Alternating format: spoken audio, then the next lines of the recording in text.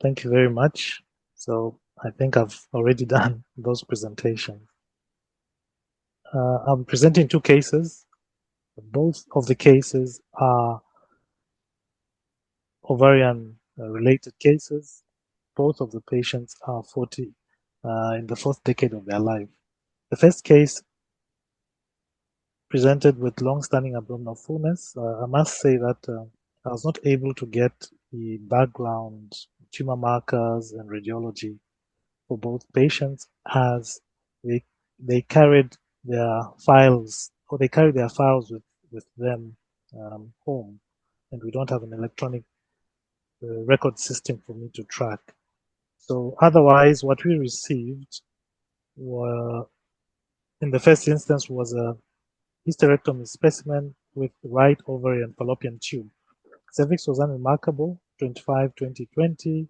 Uterus was enlarged and distorted by multiple fibroids, and those are the dimensions. The fallopian tube was also unremarkable, 145 by 10, and the ovary was noted to be 70, 65, 60. That was enlarged.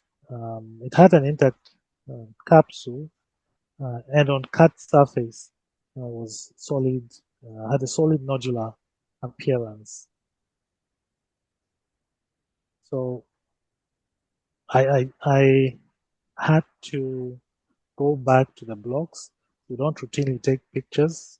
The case that I thought would come out malignant actually turned out to be a typical fibroid, a fibroid with some atypical nuclei.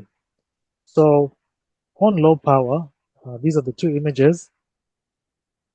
Before us, we can see that this lesion is largely has a predominance of the stroma, and it is typically fibrous. For those who may be able to see, there are some nests within this fibrous stroma, and there are, I think on both the images, there are cystic spaces that have some eosinophilic material in them. The left image actually has some area of calcification around 11, 10 to 11 o'clock there. So our intermediate power is able to show us a bit more of the nests that I must admit were not too clear on the low power imaging. And these nests are well circumscribed. In some areas, there were plenty, while in others, there weren't too many.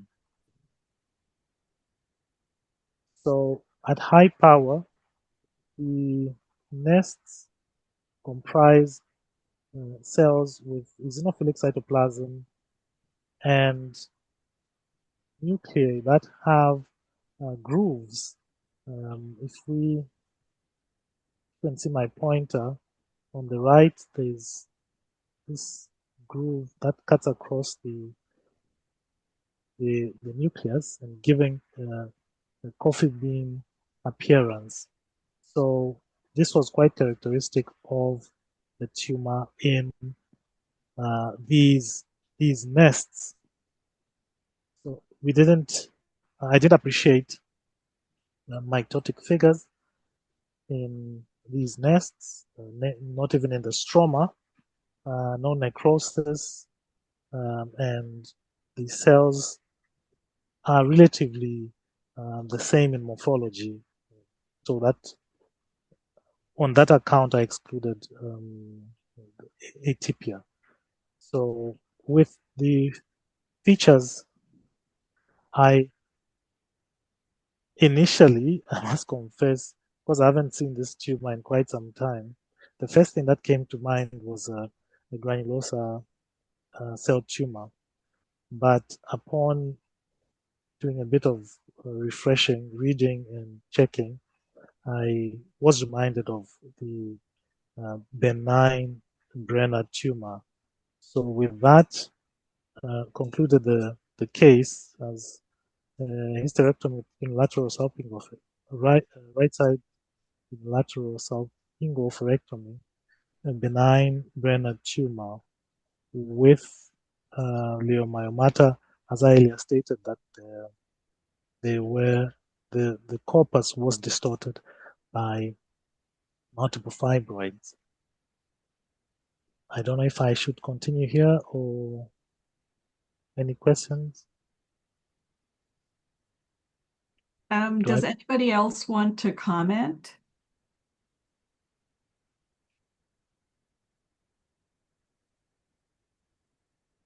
So let me ask a few questions just so that we can kick off this discussion. Was the tumor entirely solid, or was there any cystic component to the tumor? So the tumor was entirely solid, and it was only when we looked at the images microscopically that we noted those small cystic areas that I showed in the low power view.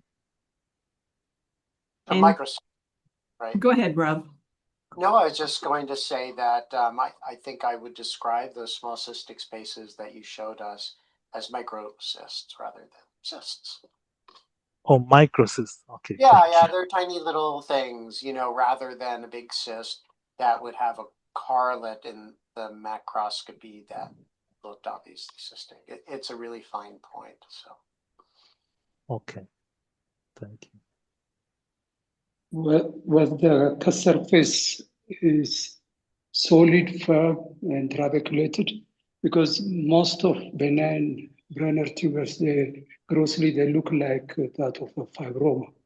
I was wondering whether this is a firm trabeculated cast surface was evident. The other thing I have to point out, you say the tumor is capsulated, and you should describe the nature of the capsule, whether it is very smooth or any abnormality you noted. So the surface has to be also described as smooth. I think the capsule was, I think Dr. Sangway did describe the capsule as smooth. Intact. I guess I just guessed that it was smooth. Not written here. In microscopy, no it's mention not written. of the capsule here. In the second case, that's the one where there was a bit more description to the capsule. But I must say that indeed I didn't include the external surface, as in comment on the smoothness or the unevenness. Then about the trabeculations, we didn't note that. Oh, I keep saying we.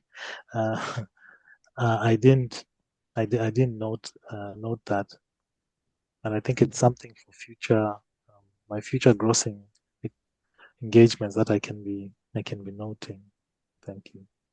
And another minor thing that I would just put in here is, yeah, I would have been curious about the color in your gross description. All right. Yeah. So Rob, can you tell us why you would be interested in the color? Sure. As Dr. Wilson said, you know, most Brenner tumors will more or less resemble a fibroma on gross examination, provided that there aren't obvious micro or macrocysts, right? So they tend to be, let's say, tan white. Sometimes they're ever so slightly yellowish, but I think in my experience, they're more commonly, let's say, white-ish. But you very nicely mentioned the differential diagnosis with a granulosa cell tumor. And I have to tell you, at very first glance, when I didn't actually appreciate that there were nests of urothelial-like cells, and right before I noticed that there were some microcysts, the idea of an adult granulosa cell tumor did briefly come to mind. So adult granulosa cell tumors are probably more frequently slightly yellowish than they are tan white. But I have to say that the yellowish adult granulosa cell tumors tend not to have such a predominantly fibromatous stroma. Yeah, I mean that's what I had in mind regarding the color. Vinita? So I completely agree with you there. So moving on to sort of low power differential diagnoses, I guess I would throw in two other things. One is whether this could just be a fibroma with minor sex cord elements.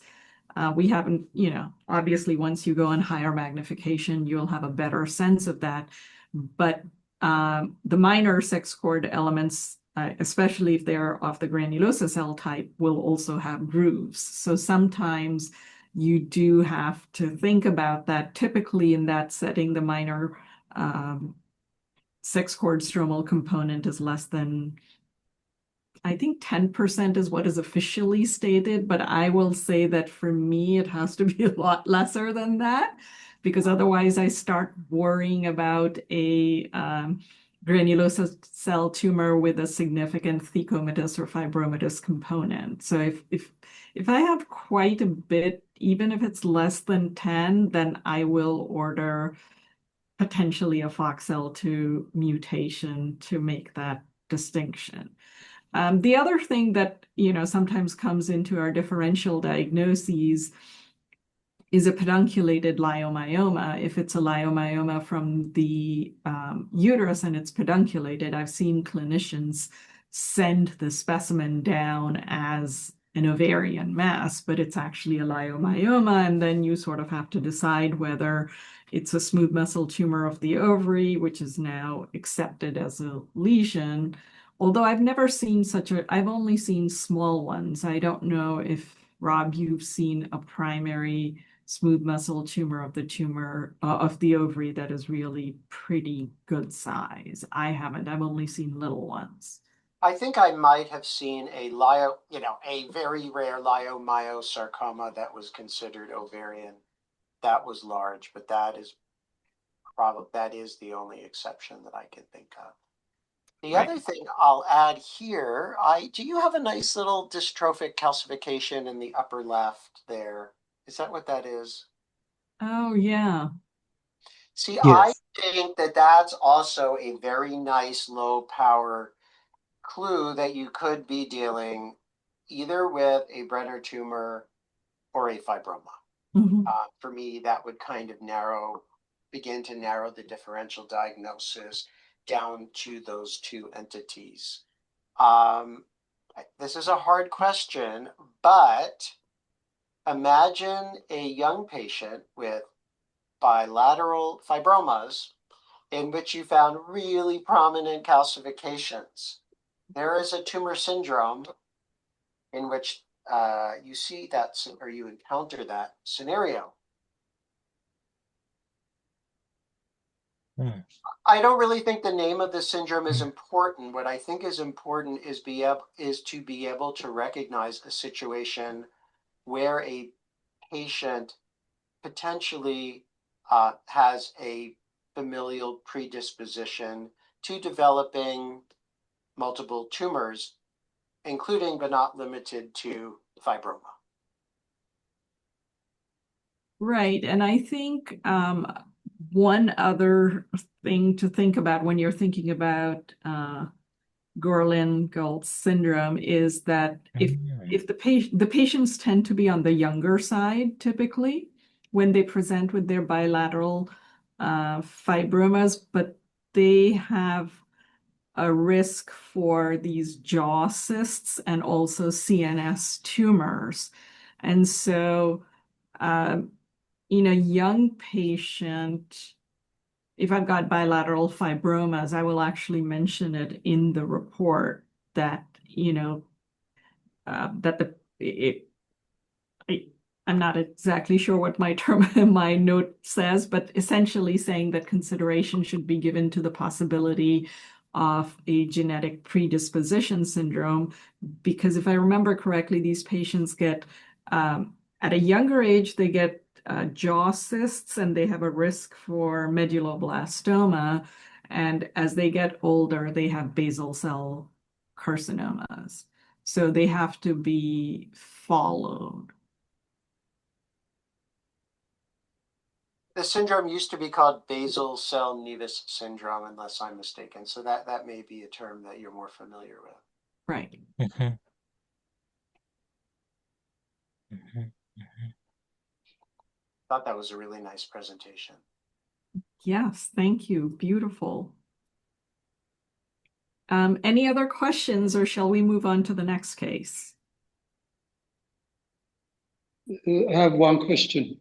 I remember one case we saw in our department where we were not agree on the final diagnosis. Some suggested as this case like Brenner's, and some they suggested granulocytic tumor. The argument was the background has a lot of fibromatous component, and the nest of the epithelial cells, they do show grooving, which may be seen, as you said, in granulocytic tumor, but there is extensive calcification here and there. So majority favor benign Brenner's tumor, but some they do have reservation.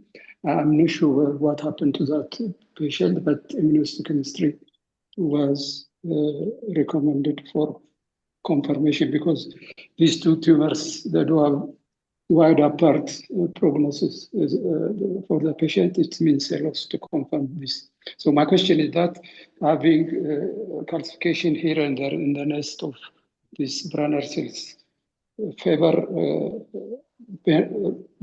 Brenner over the granulocytic tumor. What's your experience?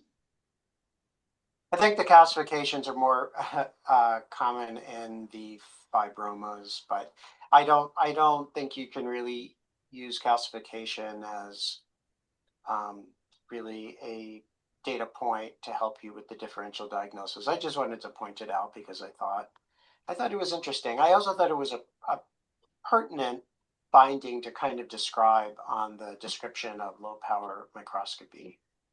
Do we have a few more minutes, Vinita, or do you want to move on? Yeah, go ahead. I thought of a few other things that people might be interested in.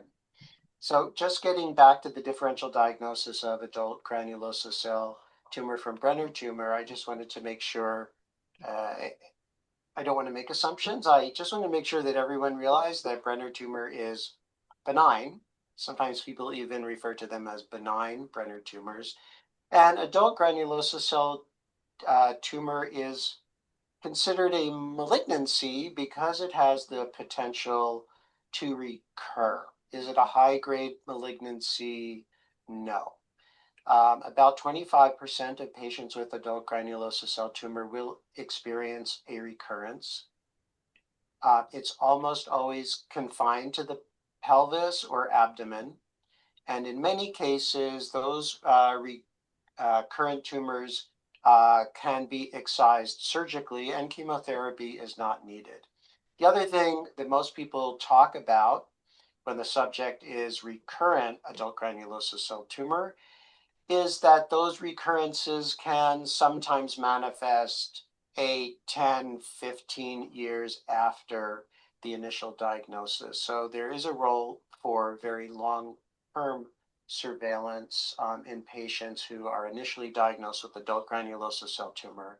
That kind of surveillance would not be offered, probably would not be appropriate for a patient with a Brenner tumor.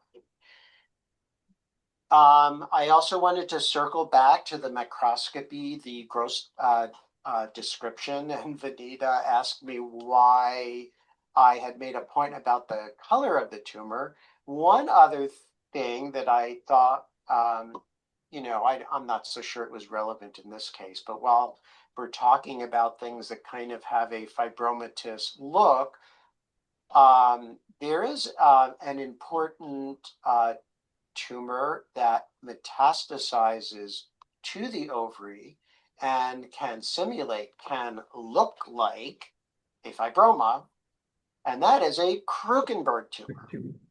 And so if you just look at a Krukenberg tumor involving the ovary, it can have a somewhat fibromatous look. One way to pick up a Krukenberg tumor macroscopically is to just run your hand over it. And if it's slimy, that's probably not a fibroma. That's when you really have to begin to think about something like a Krukenberg tumor, which would be a metastatic signet ring cell carcinoma to the ovary. Part of the reason why it's important to get a feeling for whether you might have a Krukenberg tumor on microscopy is because the signet ring cells can be difficult to recognize on high power microscopy, especially when they're sparse. So if you find a slimy fibromatous tumor, it's a really good practice to look really hard at your frozen section or at your permanent section for those signet ring cells. Another nice thing that you can do, particularly at frozen section, is to do a really nice scrape prep. You know, and if it's a fibroma, you're not going to get anything on your scrape prep. And if it's a Krukenberg tumor, or let's say a metastatic adenocarcinoma of another sort, you will probably find it on that scrape prep.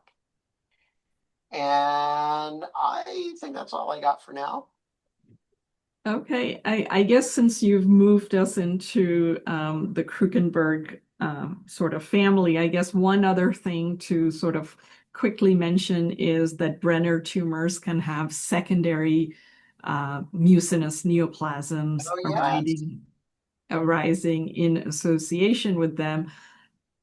In my experience, the majority that I've seen are mucinous cystadenomas and not of clinical relevance, but you can get borderline and even malignant mucinous tumors that are associated with Brenner tumors. And I guess I have a question for Rob, because I haven't seen that many, so I don't have an experience of that, but I do remember some, at least, I guess now somewhat older papers where supposedly the mucinous tumors that are associated with teratomas are different from the mucinous tumors that are associated with Brenners. I'm not up to, I haven't kept up with the literature, so just your thoughts on that? I have to say I don't know. I don't have an educated opinion about that.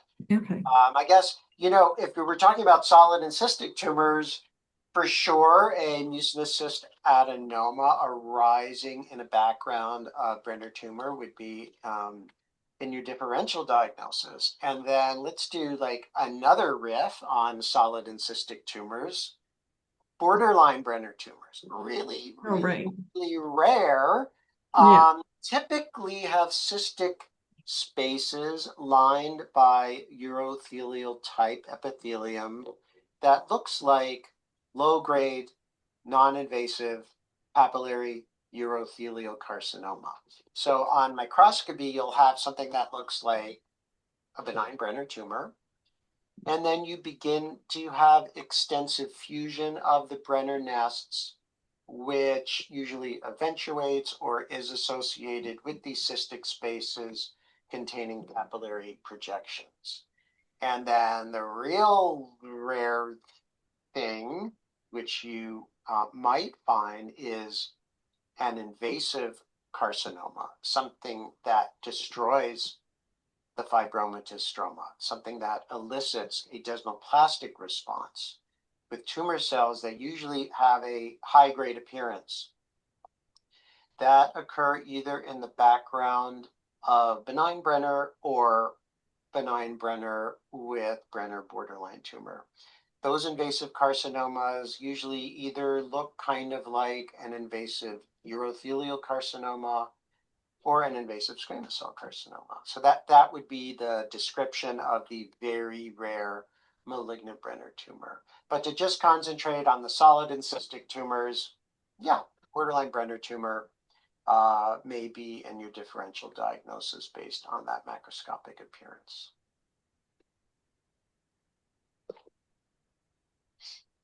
All right. Any other thoughts or comments on this case? Otherwise, we'll jump to the next case.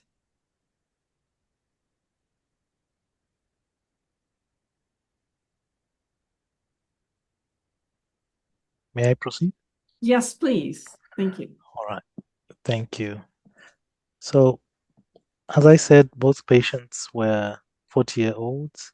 And for this second case, the patient had long-standing abdominal fullness and an umbilical nodule, as was stated on the lab requisition form. So what we received 3 specimen containers. The first was the hysterectomy with both fallopian tubes and ovaries. Second was the omental segment that they had given us. And the third was what was labeled umbilical tissue and had a overlying skin over it. So the notable features from the first specimen, which was the TAR BSO, where on the corpus was, enlarged, distorted. The ovary, the right ovary was 75, 65, 35, had an irregular surface. There was also a breach in the capsule. On cut section, multilocular cysts with serous and hemorrhagic fluid were noted. The left fallopian tube was equally unremarkable. For the left ovary, I must say that a measurement was not given in the. I didn't gross this particular case. Was not given when I went back to look for that information. But what was stated was it had a smooth outer surface, though with a breach, multilocular cyst with serous and hemorrhagic fluid. Second specimen that contained the omental tissue that was submitted, the notable feature was that there were multiple nodules, and the largest of those nodules was 30 by 15 by 12 millimeters. Then the umbilical tissue was 50, 20, 15. As I said, had overlying skin, and on cut section showed some hemorrhagic areas. So I got images from the different areas where the tumor was expressing itself, let me say differently. So from the ovary, that's the image on the left, the low power image, has this papillariness to it. Then the image on the right was from the umbilical nodule, which also has this micropapillary appearance, and lower down there between 3 to 6 o'clock, some of those glands have got this complexity, sort of cribriform-ish appearance, but the overarching issue being there is this micropapillary ness to the invasive glands. Intermediate power, things got a bit interesting, and on the left, I started noting a number of features that started throwing me off. Notable of them was the presence of calcifications or samoma bodies, if I may. And to the right, they're not so clear, the same samoma bodies, but here it has more of a solid appearance to it, with irregularity to the invasive nests.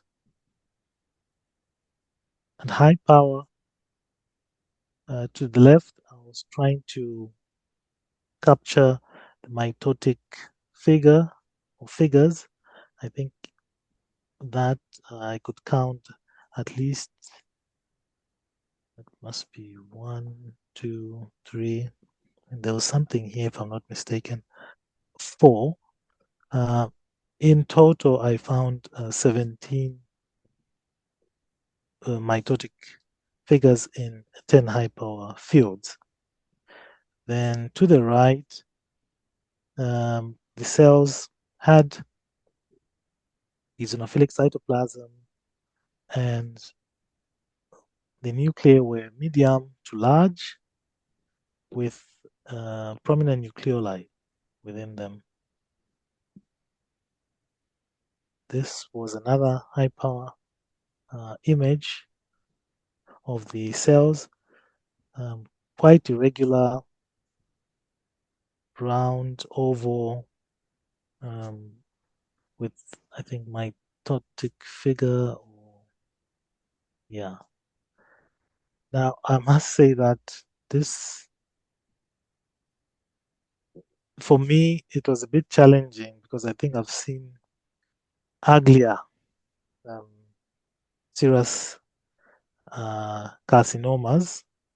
And the second thing is within the fallopian tube that we submitted, we followed the CEFIM protocol where we submitted the entire right and left fallopian tube, the first longitudinally, then along the femoral ends. There was no atypia, or it was just a regular normal histology within the fallopian tube. So in summary, I use the cup for this case. I tend to enjoy using the cup. It's, with the case laws that we have, sometimes it's much easier to use and specific, and I think the clinicians typically enjoy it because there's less to read. So in summary, tab BSO with the specimen integrity noted there, capsule was ruptured, the tumor was on both ovaries, or was found in both ovaries, and as I said earlier, the size of the left ovary was not stated, and I also maintained that in my report. By the time I was making this presentation, the specimen had been discarded, so I couldn't attend to that. So high-grade serous carcinoma, present implants, the tissues that were involved, the umbilical nodule plus omentum, and the greatest focus was greater than 2. Regarding the acidic fluid, we checked in our lab information system, but could not find the name. So I'm not sure if that was delivered to the cytology lab or not. There was no history of pre-surgical treatment, and no lymph nodes were found or submitted. So I staged it pathologically as PT3C, PN not assigned, and FIGO was a 3C. Additional findings were leiomyomata, as I had stated in the grossing. And so from the 3 containers also give that information. Tab BSO, high-grade serous, momentum was positive for metastatic carcinoma, and the umbilical tissue or lesion was also positive for metastatic carcinoma. So that's about this case. As I said, for me, I think it was the morphology didn't really, I guess I'm used to seeing very expressive high-grade serous carcinomas without too much calcification. And another thing was I didn't find a lot of necrosis in this specimen. Thank you. Thank May I you. jump in just really quickly? Please. You're the expert on this one. Go. I don't know about that, but I thought that was a really lovely, really detailed presentation. And I think we're all going to have a lot to discuss regarding the microscopy here. I mean, I think you made a very good point that this isn't as ugly as most high-grade serous carcinoma. So I think that will probably be the focus of our discussion. But I just have a few pointers for the presentation. I think, for the interest of brevity and clarity, one thing I would do is when you set up the clinical history, I think the first thing you do, obviously, is you tell us the patient's age and pertinent clinical findings, including the presenting complaint if there is one, right? You did that nicely. For the microscopy, I think you can really focus on what are the important things, right? And you've bolded, you've put the really relevant things in bold here. You might choose to only include that information in the macroscopy rather than going into details about some of the other things which are interesting and complete, but maybe kind of distracting. And can you just go through your slides briefly again? I want to see if I have any other comments. That's very nice. This is all very nice. Very nice. Yeah, so we'll talk about the microscopy. And I guess that's would be my most important comment about the presentation for now, the structure of the presentation. Okay, go ahead and jump into the microscopy. I'm sort of watching the time. We've got 12 minutes. So. Okay, so I think your observation that this is not as ugly as most high-grade serous carcinomas is really pertinent. I'm not convinced that this is a high-grade serous carcinoma. I am sure that it is a serous carcinoma. I'm just not sure that it's high-grade. Are you on the same page, Vinita? Yep. Yeah, so let's just briefly talk about how you distinguish those two entities. Do you use some criteria that you use to help distinguish between low and high grade? Sungwei, Dr. Sungwei. Yes. So the criteria I use is I'll just say it randomly without being systematic. The severe nuclear topia, the necrosis, mitotic count, and I would like to say even the spread, that periumbilical kind of spread tends to favor, from what I've seen anyway, the high-grade serous. Bilaterality, and yeah, I'd say that. I think you provided some very nice descriptions that distinguish between the two, but we actually use two very specific things that guide us. What I would tell you before I dive into them is low-grade serous carcinomas are very frequently bilateral, and they're very frequently stage 3. And many high-grade serous carcinomas are not necrotic. So those are the things that I would place way less importance on. Mm-hmm. So the two things are, it's not nuclear atypia per se, but it's nuclear anisocytosis. Sometimes people say pleomorphism. So that means variation in size of the nuclei. And the other thing is mitotic count, and some people use 10, some people use 12 mitotic figures for 10 high power fields. If you have a range of nuclear size that is 3:1 or greater, that's assigned to high grade. And if you find more than, let's say, 12 mitotic figures per 10 high power fields, that's also high grade. One thing that I do, though, is if I'm not really sure whether there's 3:1 variation in nuclear size, I will count mitotic figures. And if there are less than 10 or 12, I'll still keep it in the low grade category. So in this case, there is some variation in nuclear size. I mean, arguably, some of them are slightly more than 3 to 1, but it looks as though we had to search very hard to find fields where there was more than 3 to 1 nuclear ratio. You did tell us that you found 17 mitotic figures per 10 high power fields. I'm not sure we're all using the same criteria for mitotic figures. And based on that one field you showed us, I really only saw one definite mitotic figure in that field. So I think for this case, it may be worthwhile to go back and really see how easy it is to find nuclei that vary in size substantially, and to really only count mitotic figures that look like the one in the lower right-hand portion of the field. And I mean, that's my suggestion, and you may come up with an even more precise diagnosis.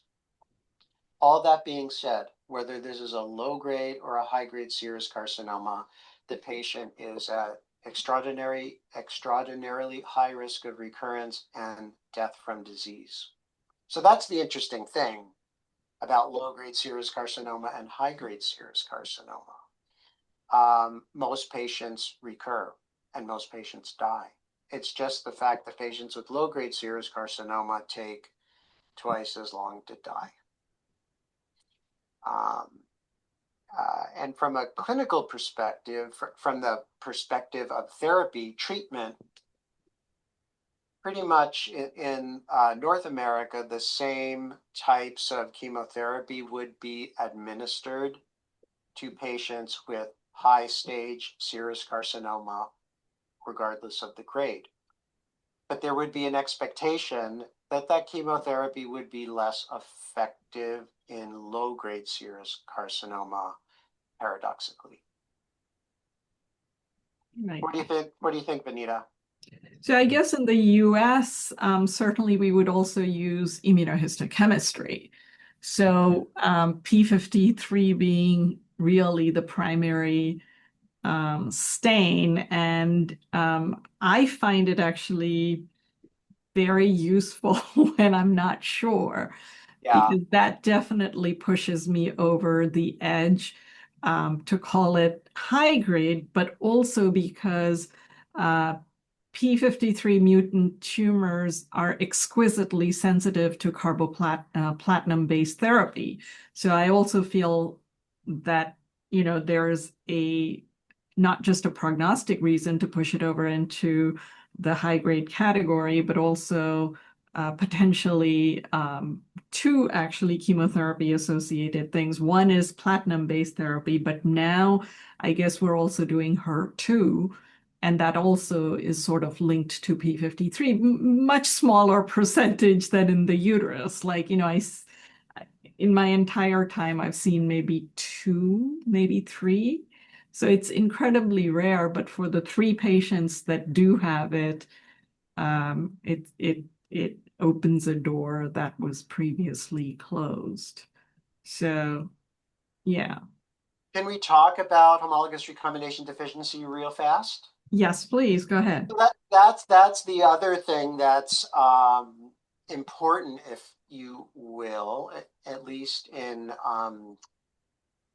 settings where patients and clinicians have access to drugs that are called PARP inhibitors, PARP inhibitors. You can read about them. They're really interesting. The mechanism of action is really interesting.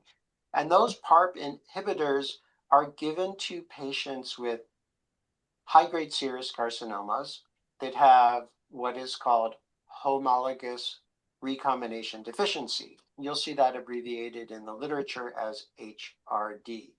And it's those tumors with that are high-grade serous carcinoma, or not even specifically high-grade serous carcinoma, but that have HRD that can receive olaparib, and that even further enhances the chemosensitivity, or the chemo, I should say, responsiveness to the 2 drugs that Vinita mentioned, the carboplatin and the Taxol.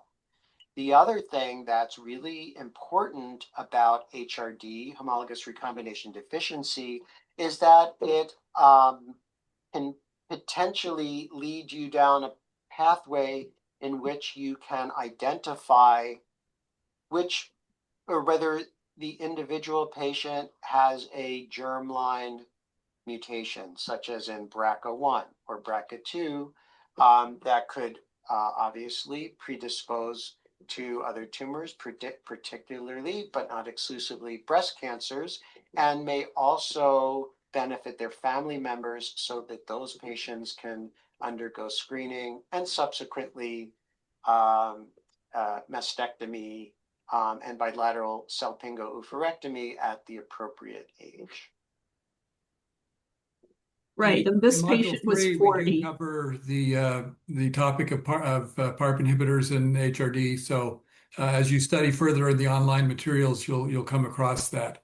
I would just mention also, and I know that some institutions don't have access to P53 readily, but you may have access to P16, which sometimes can be a surrogate marker because it will be strongly blocky positive in TP53 mutated tumors, whether they're overexpressed or null mutations or otherwise. So that can be sometimes a weak surrogate marker that you may be more likely to have access to. I think that's a great suggestion. And I guess one more thing, and let's just circle back to the nuclear morphology once more. I talked about the importance of variation in nuclear size. This tumor has a lot of nucleoli. You can ignore them. We're really only looking at variation in nuclear size.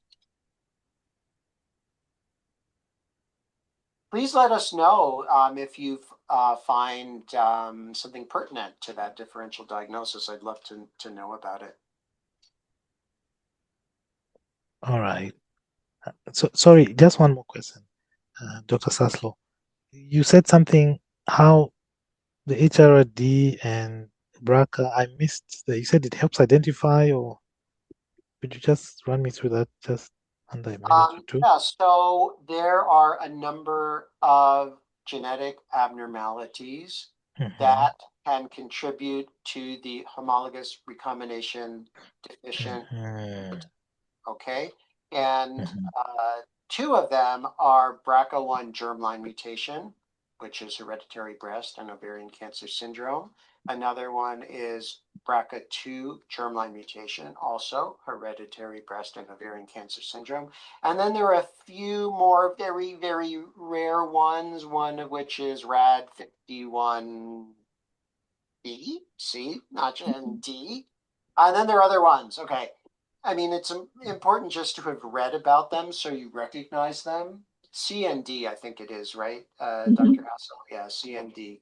But there are also other abnormalities that are not germline, not hereditary, that can lead to homologous recombination deficiency. And when you add up all of those molecular abnormalities, it turns out that 1/2 of patients with high-grade serous carcinomas have a tumor that is HRD. Okay, thank you. I hope that explained it. So, Yes. I'm sorry, we're sort of up on time. I just want to make one sidebar comment, which is that it's interesting. I think you said essentially your description was that the patient has an umbilical nodule, which is the Sister Mary Joseph nodule. And as I understand it, there's an ongoing debate as to how to stage those lesions, because I think officially both FIGO and AJCC stage them as 4B. I believe, but I think there's ongoing discussion as to whether they should be downgraded to peritoneal metastases, because that's the probable mechanism of occurrence. So I don't know whether, Rob, do you Yeah, I mean, my feeling is that they're more like 3s than 4s. Yeah. To me, it's very similar to distinguishing peritoneal-based hepatic metastases that secondarily invade the parenchyma, which most people would call stage 3, versus parenchymal metastasis to liver, not involving the capsule of the liver, which are stage 4. So to me, they're kind of thematically related. I think the same applies for mucosal involvement of the bowel, especially when I see it in the appendix. Yeah. Not interested in calling it a 4, but any other comments? Lewis, you made it. Thank you. Well, I'm sorry I'm late, but this was a great discussion, and I really appreciate the chance to listen in. But I concur fully with the great points you guys have made.